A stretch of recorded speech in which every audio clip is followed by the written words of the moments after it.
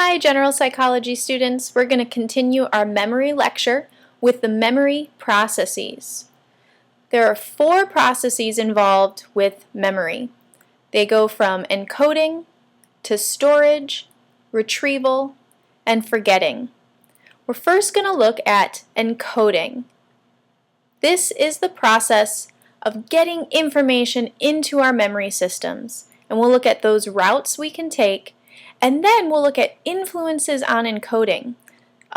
Spoiler alert, this means tips to study better.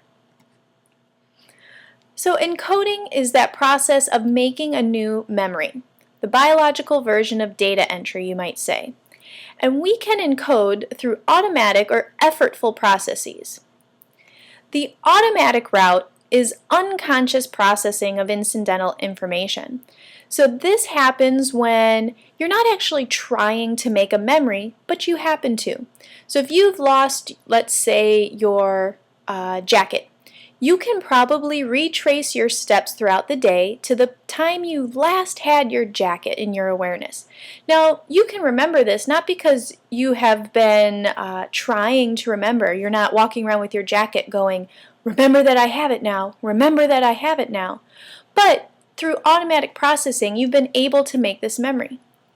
Some of you might have had the experience of taking a test and knowing that you've studied some information, you know where the answer is in your notes. You can even picture your notebook and picture where that information is, but maybe you can't quite come up with the answer. Now, that's not because when you were studying you were trying to remember where on the page you wrote information.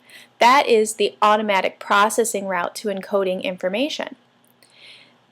Now, that is probably not the most effective way to encode information for tests and things that you really want to learn. Instead, you need to do the effortful processing route. And this is when you put conscious effort and attention into making a memory.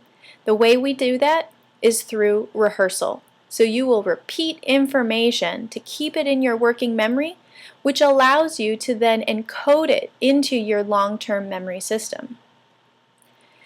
Hermann Ebbinghaus is somebody who has researched memory. He's one of our first memory researchers, and he showed us the importance of rehearsal for our memories. And what he tended to do was have his participants learn these nonsense syllables, like the things you see on the screen.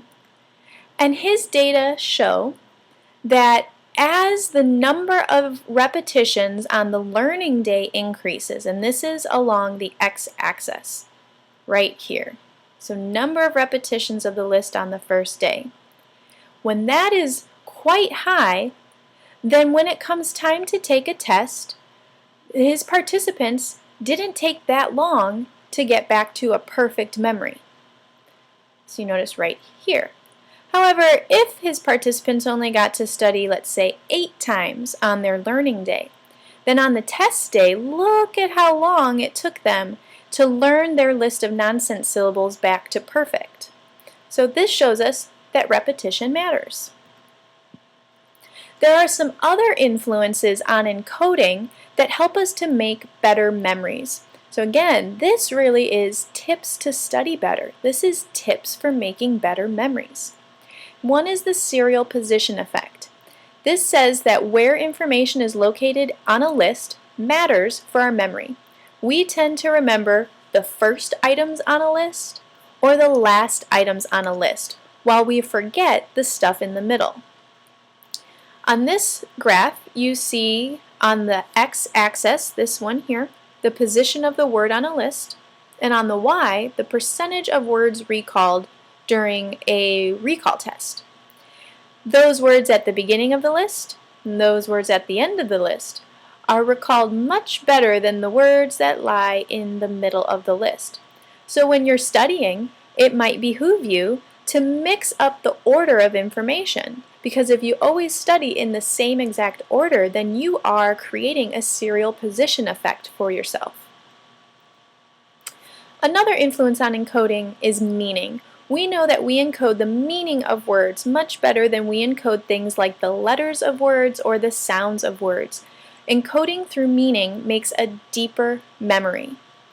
The ways that we can make information meaningful is to relate it to ourselves, or to relate it to information we already know.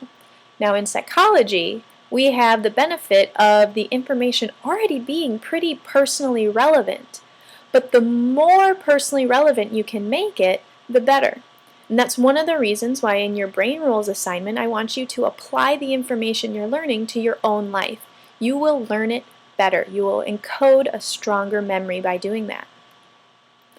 Mental imagery also affects our encoding.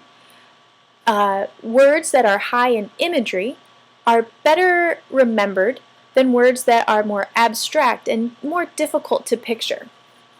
And if you can associate the image you're conjuring up with something that's meaningful to you, then you're getting double duty. You're using two influences on encoding to make this memory.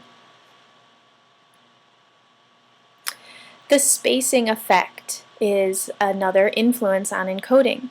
And what this means is that if we practice a little bit each day, we tend to remember better than if we practice our information in one long session.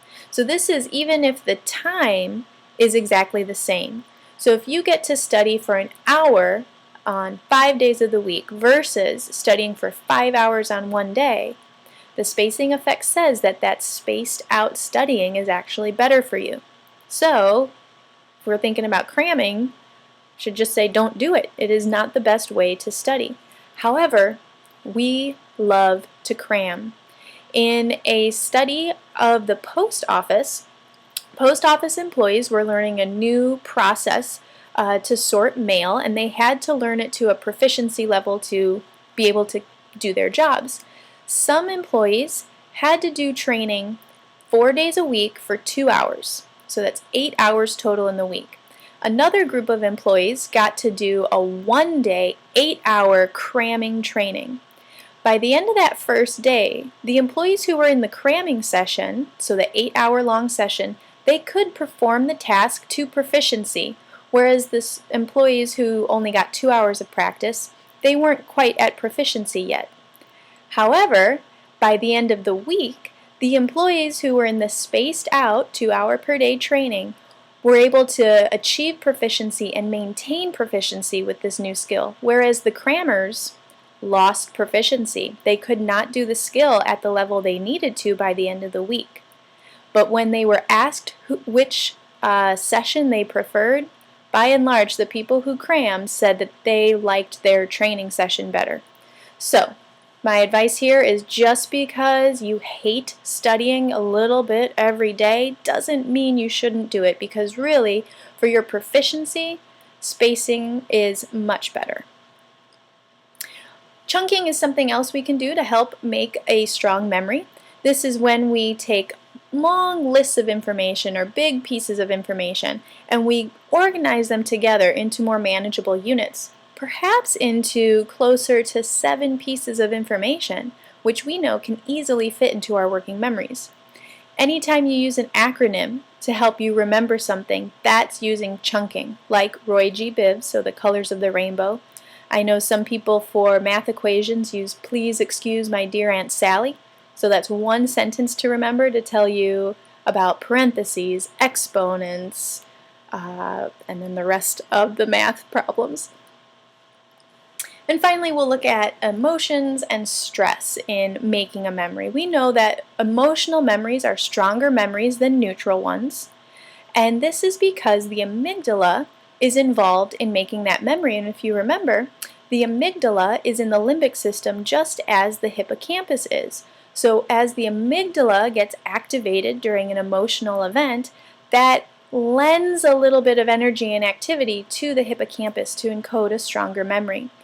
And this tends to be most effective with short-term or acute emotions versus long-term stressful chronic emotions. So here is the first process in our memory systems, the encoding process. We know that there's the automatic and effortful route to encoding. We know that rehearsal is extremely important in making a memory. And then there are those other influences on encoding that you can use as tips to study better.